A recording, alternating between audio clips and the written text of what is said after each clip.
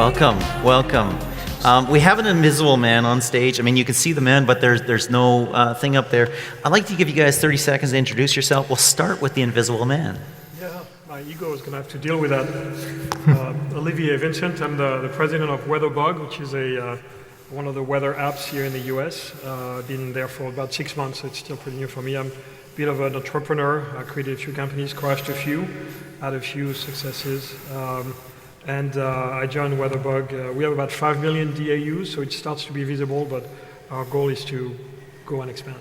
Excellent. And of course, you've sold companies to large enterprise, so you have that experience of being a startup and going into large enterprise, which of course, Brian, you've had as well. Can you introduce yourself? Yep, I'm Brian Kim. I'm with Dollar Shave Club. I'm the VP of Media and Acquisition, so everything related to paid media from TV buying to Facebook rolls up under my team, so I've been there for about 4 years. And yeah, I was supposed to speak here last year, but we got acquired about like 3 days before this event, so I actually was not allowed to speak here. So here I am today. And in case anybody doesn't know, who did you get acquired by? By Unilever. Wonderful. Yep. So you're part of a massive global brand now, and lots has changed, I assume. Truth be told, they're letting us run independently, and it's business as usual. The only difference is we're reporting to a different board, so it's been great.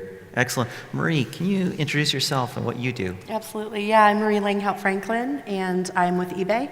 I head our marketing for our partner network, which is in our paid internet marketing group, based out of the Bellevue office, which we call Seattle. And those of you who are here know that's not Seattle, but I'm local. Excellent. I say I live in Vancouver. I actually live east of Vancouver, but hey, nobody knows where I live, so I get your pain. Absolutely. We're talking about mobile and the enterprise. We know that the revolution has kind of happened, right? The mobile phone is out there. In rich Western countries, at least, you've got almost everybody who wants one has one. But the real work of transforming an enterprise isn't about a device, right? It's about how people use it, what they do, what changes. Where are we on that scale for enterprise? How much have we changed? How much have we adapted to what this has done to society? We'll start with you, Marie. Sure, yeah, happy to.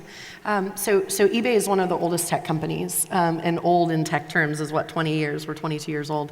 And eBay in the last several years has had an increased focus on mobile, both in terms of mobile installs through our app, as well as just creating a better mobile web experience. For us, we're actually one of the top 5 retail mobile apps out there, and we're working to create a more integrated mobile user experience on the site. So one of the ways that we're doing that right now is through creating a more personalized experience with our homepage experience. And to just dig into that a little bit, because I think this is an important point. We talk a lot about when you have a mobile app, you have a known user, right? If it's an installed app. When you have a mobile visitor to your website, you might not know them. So what do you do with that person, and how do you serve the most relevant, best content to them? For us, we have, being one of the oldest tech companies, we have a massive set of user data, right? Arguably one of, probably from an economic standpoint, the most behavioral data and transactional data on what people are buying, what people are selling in the world. And so we're working to create a more cohesive, personalized experience, cross-platform. It's one of our big strategic initiatives over the next few years. Any thoughts on that, Brian, in terms of, you hot young startup, both in the app space and the mobile web space, and then joining a larger company. What's your visibility on where enterprise is in kind of the shift? Yeah, so I'll just speak from my perspective in terms of what I'm seeing and things that I've learned from Unilever and where we want to go. And we have a lot of rich data. But as you can imagine, we were still a startup. So it's like, what do you do with that data? And we're starting to get there where we're starting to enhance our MarTech. So it's onboarding a DMP that will help really kind of complete the picture of what we have. So it's really connecting the DMP to our ESP to our DSP. So it's really kind of making sure that we have a holistic MarTech in place. So we're kind of at this point right now where we're building the foundation. So it's kind of we're kind of kicking off those initiatives now, which is super exciting. That's really interesting because you're crossing the chasm a little bit. You've got some mobile-only companies, not just mobile first, and they don't really need the full MarTech stack that an enterprise or a big brand might look at because they have all that first-party data, right? They may need to connect it, enrich it, all sorts of different things, but it's a very different need. You're kind of bridging the gap there. That's really, really interesting. Vincent, any other thoughts on that topic?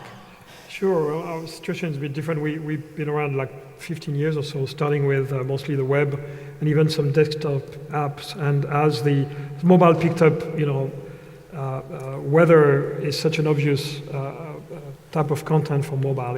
It fills all these little micro moments during your day. You need an alert anytime. You need to have something related to what you're doing right now, especially if you're out there biking, hiking, fishing. And so mobile is now 90% of all of our traffic. And up to the point where I'm almost wondering if we haven't focused too much on mobile and forgotten the desktop a little bit too much.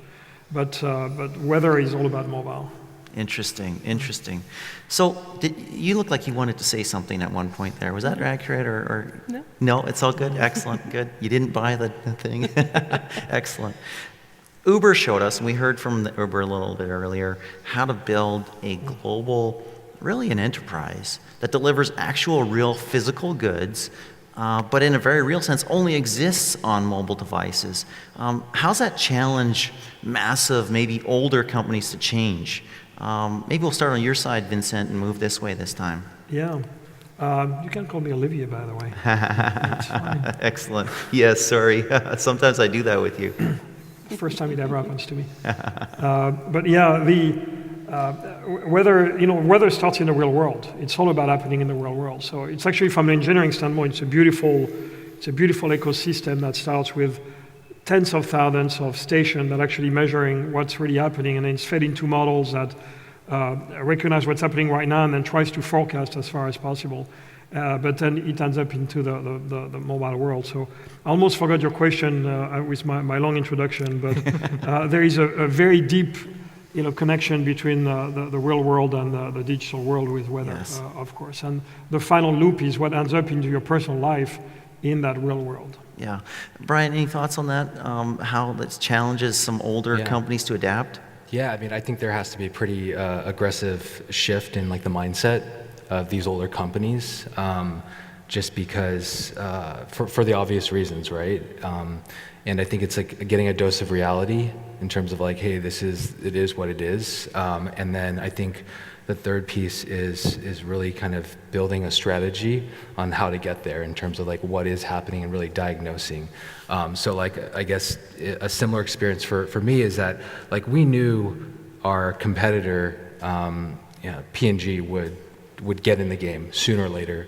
So it was all about like, we knew we had this window of time where yes.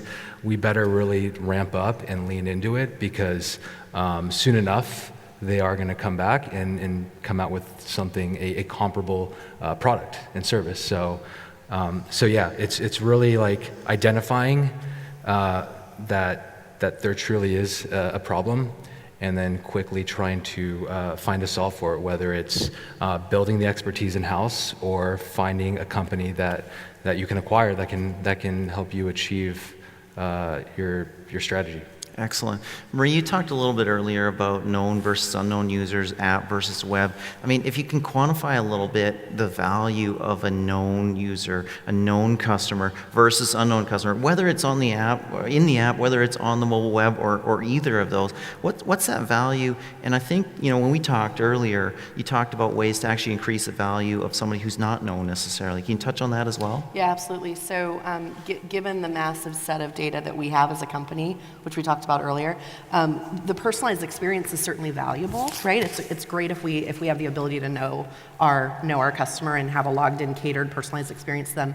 But the reality is a lot of our traffic is not known to us. And so what we've done is what we're working towards right now is an initiative that gives us the ability to organize that data in such a way that we can, based on trends, what's trending based on listings, what's trending based on what's being purchased, literally down to the minute, create an experience that feels custom. Mm-hmm. Now, obviously, that's a unique position that we're in based on how our company is structured and how old we are. But for us, I think there's value there. Now, from a logged-in experience perspective, we are working right now pretty aggressively on trying to create new inroads for personalization in the business. A lot of that is actually happening through CRM, and it was interesting to hear the keynote, maybe 2 previous, talk about the value of email. Yes. And as a consumer, I have to kind of continue to separate myself because I'm not a person who loves a ton of email, but we're testing kind of the upper limits of that. Like what's the threshold of deliverability around email where we can say, we're gonna deliver a bunch of emails to this person because we know that it's a high potential conversion channel for us. So we spend a lot of time focusing there. The last thing I will say is, I don't know if any of you have seen, I'm just gonna shameless plug here, we're building a new brand platform right now, and we've just launched this huge wave of awareness and media around our new brand positioning, and a big part of that is rebuilding our homepage experience and discoverability and inspiration on the homepage. So again, whether we know you or we don't know you, when you come to the site, the goal is to make it feel personal. And do you have a metric that, what's the value between known and unknown? Do you have any clue there that you I'm can give sure us? somebody could answer that question better than I could, honestly. Yeah, I will say, well, there's a couple of things. One is, one of the things we know specific to mobile is when somebody downloads our app, they tend to purchase 20 to 30% purchase the day they download. So we know it's a big driver of new users for us, or potentially reactivated users. Within a week, it's 50%. So Interesting. mobile for us is a huge channel just from strictly a retail standpoint in getting Interesting. conversions. Interesting. That would be, to me, that's probably one of our biggest points of measurement. That's a cool metric. Olivier, let's turn to you. One of the things that you can do in a mobile app is you can see what your customers are doing on a minute by minute, second by second basis. That's something that big brands have never been able to do. Coke never was able to watch me drink my Coke or Diet Coke or whatever, Coke Zero, or whatever I had, right? Ford wasn't driving along in the car with me, although that's changing now with all of the smart car technology and everything like that.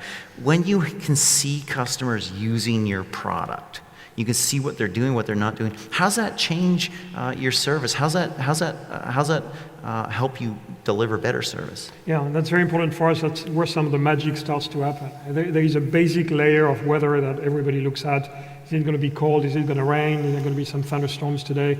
Everybody needs. I don't really need to know who you are. I know you'll want to know that. But then the layer above that is where it becomes interesting. If you're a soccer mom or soccer dad and it's Wednesday night, you want to know whether everybody can go out or not. If you like running on Saturday mornings in the park, now we're going to start to serve you an alert for rain. We would never serve an alert for rain unless it caters to your hobbies and your lifestyle. So the more we know about what people are doing, the more patterns we grow, and we can serve a lot more information. At that time, retention goes up, engagement goes up, all these metrics we talked about earlier today, all of these start to really have a big sense for us. And it's almost 5 times bigger engagement when we really know who the user is. It's quite interesting to watch. Very, very cool.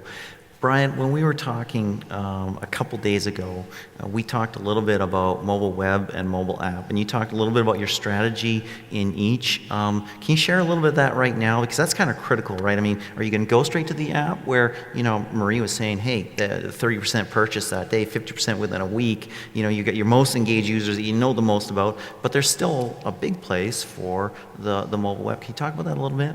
Yeah, so we use mobile web kind of as our entry point in terms of how we acquire them. We do have, just because it is a much more frictionless experience when going through the mobile web experience than going to our app and going through additional steps. We use the mobile app as a way to maximize LTV. So once we have members who are part of the club, that's kind of that's the app's time to shine in how we really try to maximize LTV. So that's been the strategy to date. But we have larger plans on how we really want to leverage the mobile app within the next 2 to 3 years. But that's how we're using it right now. Do you have club members who just use mobile web rather than the app, or do most of them go to the app?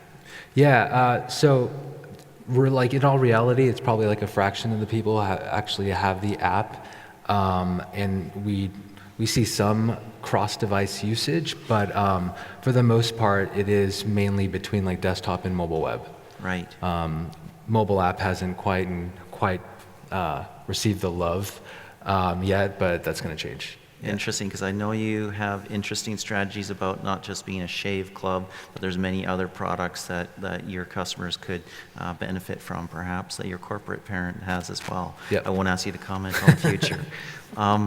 Marie, so we've talked about it a couple times. Everybody wants a logged-in customer, right? Whether it's an app, whether it's mobile web, whether it's desktop, whatever it is, everybody wants a logged-in customer because then you can know a little bit about him or her, what they want, what they're looking for, some of their patterns of behavior and usage, those sorts of things. Now, how do you take, an existing category, maybe even beyond what eBay is, or take an existing category and transform that model into something where somebody wants to put up their hand, be known, be recognized, and give that little piece of information about themselves so that you can personalize? How do you jump that bridge? Yeah, it's a great question, and I think it's really timely. So I think, if we were to have this conversation 4 or even 3 years ago, there would be a big discussion about data privacy, and that's obviously it's still a concern for a lot of consumers. I think as a big brand, this is eBay, but this could be any other big brand or anybody that's dealing with customer data. The onus is on us to present a value-added experience, and I think that's lost on a lot of brands, very honestly. I've been on the receiving end as a consumer of a lot of marketing that doesn't really make me feel like they're trying to get to know me or that they are putting anything relevant in front of me. As a retailer, it behooves us, obviously, to create an experience that is inspiring, that keeps you around as a customer, that enhances and deepens the relationship as a customer. Maybe we want you to become a seller. Yes. Maybe, shameless plug, maybe we want you to become a part of our affiliate network. But there are many ways that you could partner with eBay. Right. And so for us, it's about adding that value so that we can deepen the relationship. And I would also say, there's a certain amount of weight of responsibility that comes with having visibility to that data. And I would say too, I was just talking to someone earlier about this. My biggest problem from a marketing perspective a couple of years ago was, can I get the data? And now it's, how do I analyze the data and make it meaningful? But to me, it all goes back to, how do you add a layer of value anonymously that shows them that they're going to get even more when they log in?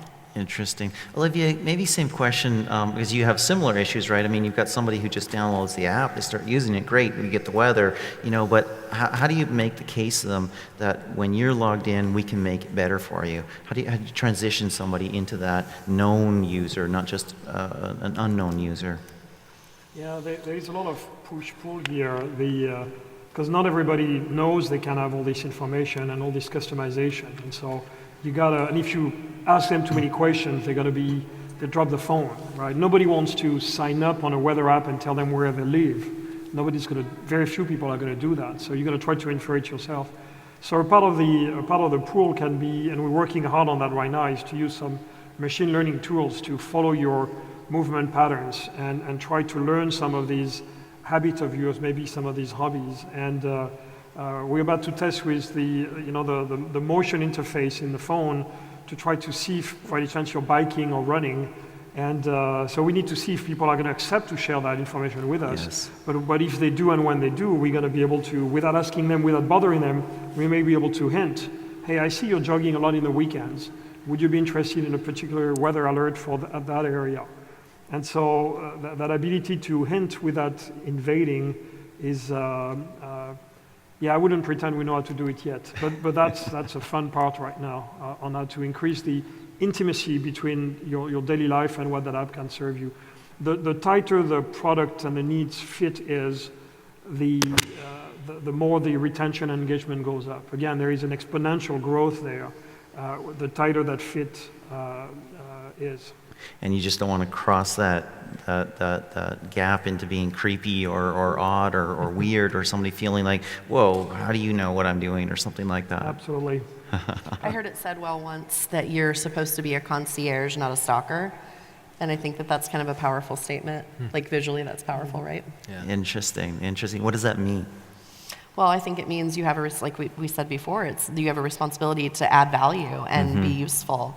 We think a lot, like if any of you are content marketers, you think about utility marketing and utility content, and it's this idea that unless there's a fair value exchange where you're giving something for that I'm going to allow you access to know what I'm doing piece of information. You have to use that intelligently. And it gets creepy very fast. Yes, it does.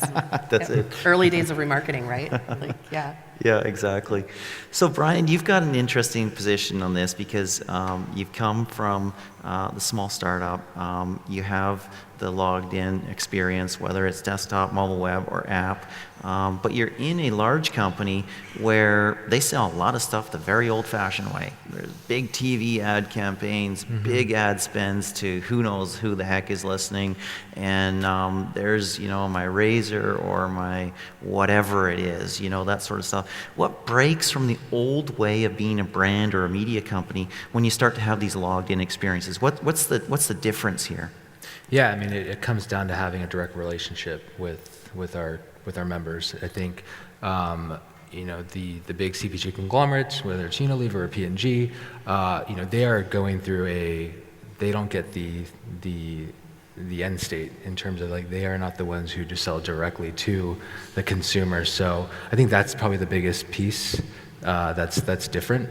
And why Unilever acquired us is to really learn about the direct-to-consumer model, knowing that that is going to be the future or play a more important, substantial piece of the future. Interesting. Cool. So I'm going to throw this one out to any of you three who wants to grab it and run with it. So we'll see who steps up first.